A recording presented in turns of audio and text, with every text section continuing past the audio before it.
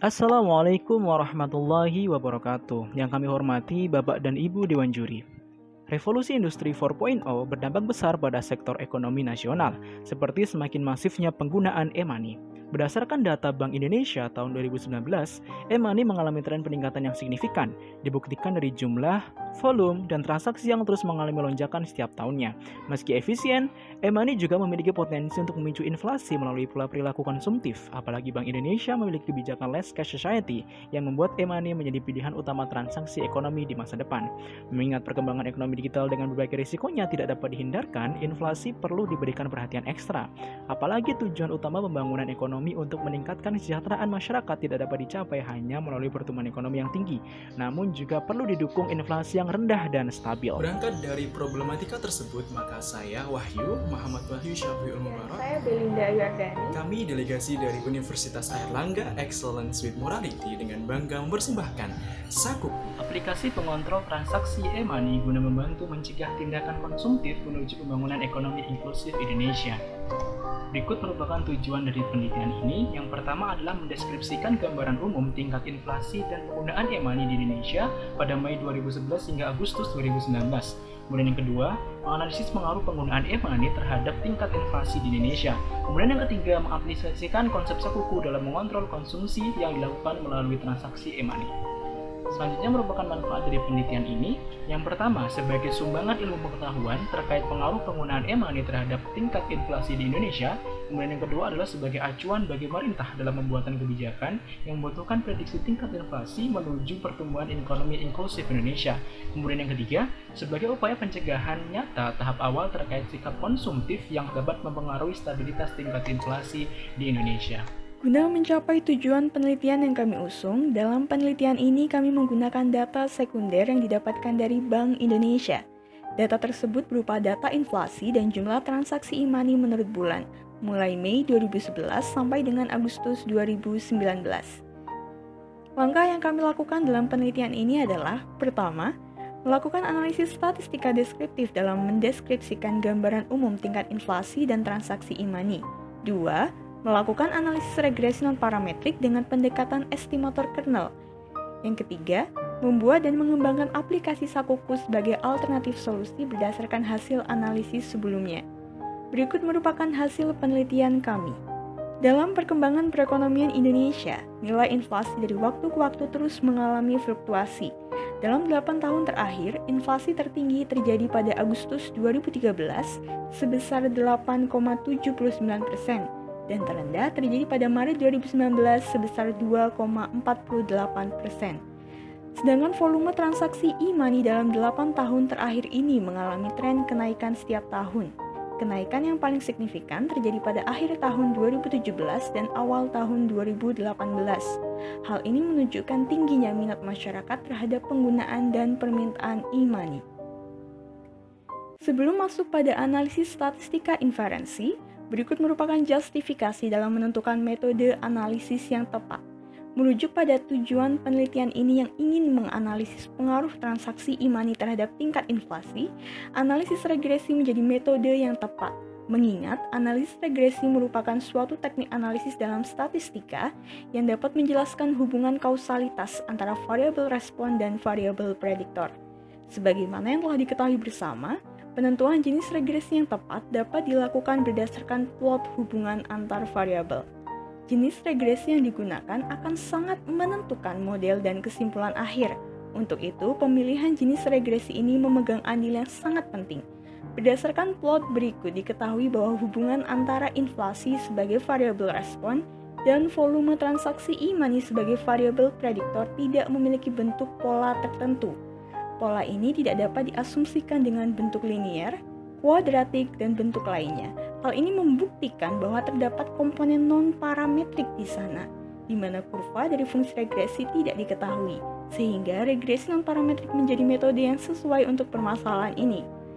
Secara konsep, fungsi regresi non-parametrik hanya diasumsikan mulus dalam artian bersifat kontinu dan diferensiabel, sehingga fungsi regresi ini memiliki fleksibilitas yang tinggi dalam menentukan bentuk fungsi regresinya. Kemudian dipilihnya estimator kernel dalam hal ini didasarkan pada kelebihan estimator ini, yaitu lebih fleksibel, Bentuk matematisnya mudah dan dapat mencapai tingkat kekonvergenan yang lebih cepat. Kemudian, dari segi komputasinya, metode kernel lebih mudah dilakukan dan mudah diimplementasikan. Selanjutnya adalah penentuan bandwidth yang optimal. Bandwidth atau yang dikenal juga sebagai parameter penghalus merupakan pengontrol keseimbangan antara kemulusan fungsi dan kesesuaian fungsi terhadap data. Pemilihan bandwidth optimal sangat penting agar estimator yang diperoleh juga optimal. Berdasarkan analisis penentuan bandwidth optimal menggunakan metode GCV, bandwidth optimal dipilih berdasarkan kriteria nilai GCV yang minimum. Berdasarkan tabel berikut, diketahui bahwa bandwidth optimal yang diperoleh adalah sebesar 0,24. Bandwidth optimal yang telah diperoleh ini kemudian digunakan untuk melakukan estimasi dengan fungsi kernel. Terlihat bahwa kurva regresi yang terbentuk mampu menyesuaikan dengan data. Kemudian hasil estimasi yang diperoleh ini memiliki nilai mean average percentage error atau MAPE sebesar 9,69%. Nilai ini kurang dari 10% yang berdasarkan buku yang ditulis oleh Lewis 1982, berarti bahwa hasil prediksi inflasi dapat digunakan sebagai referensi ke depan, sebab menghasilkan akurasi yang sangat tinggi. Selanjutnya, uji signifikansi parameter dengan uji individu T dilakukan untuk mengetahui bagaimana signifikansi pengaruh transaksi e-money tersebut. Berdasarkan hasil uji ini, didapatkan nilai p-value sebesar 0,0. Karena nilai p-value lebih kecil dari taraf kesalahan yang ditetapkan oleh peneliti, alfa sebesar 0,05, maka dapat disimpulkan bahwa terdapat pengaruh yang signifikan dari penggunaan e-money terhadap nilai inflasi. Berdasarkan analisis potensi yang telah dilakukan, maka kami memunculkan sebuah aplikasi untuk membantu masyarakat agar tidak bertindak konsumtif, terutama dalam era digital seperti sekarang. Kami sebut sebagai Sakuku. Senantiasa menemani di kala duka, tidak pernah setengah hati memberikan kontrol terbaik. Sakuku hadir bersama Indonesia menyongsong ekonomi digital. Berikut merupakan konsep dari Sakuku. Sakuku merupakan aplikasi pengontrol transaksi dalam e-commerce yang dikhususkan untuk transaksi yang menggunakan e-money berbasis web maupun aplikasi. Berikut merupakan user interface dari Sakuku itu sendiri. Ada pencatatan, deteksi, dan juga informasi. Begitu juga dengan pelaporan yang telah kita laksanakan selama 1 bulan masa transaksi. Dan berikut merupakan strategi pengembangan. Kami sadar bahwa untuk sustainability dari sebuah aplikasi kita membutuhkan strategi untuk scale up. Berikut adalah beberapa parameter untuk menjadi landasan bagaimana kita akan mengembangkan Sakuku ke depan. Yang pertama adalah understandable.